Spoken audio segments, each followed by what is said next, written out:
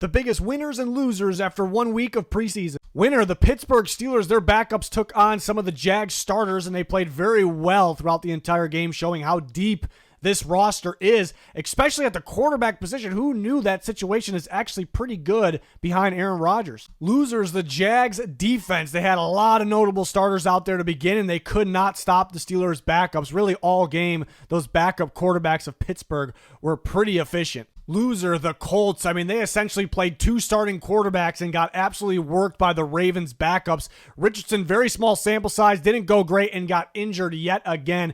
Daniel Jones had a couple decent moments but could not stay consistent. Not a great look for the Colts in their quarterback situation. Winners, Shedeur Sanders and the Browns. Sanders proved that he was an absolute steal for Cleveland and that he's way better than a fourth-string quarterback. He has the toughness, poise, and arm talent to be a legit NFL quarterback. Winner, the New York Giants. How about their rookie quarterback and Jackson Dart having a stellar first outing? But no matter who they had at quarterback, this offense just looked smoother, looked better, more explosive, so a good sign. But on defense, their first pick, Abdul Carter, looking dominant in his first outing at multiple different alignments. People questioning how they're going to use Burns, Thibodeau, Carter. That's how they're going to be able to give different looks. It's going to be a great defensive line, something to get really excited about. Loser, the Bengals defense. They played the Eagles backups and could not stop them. Wide open holes in the running game.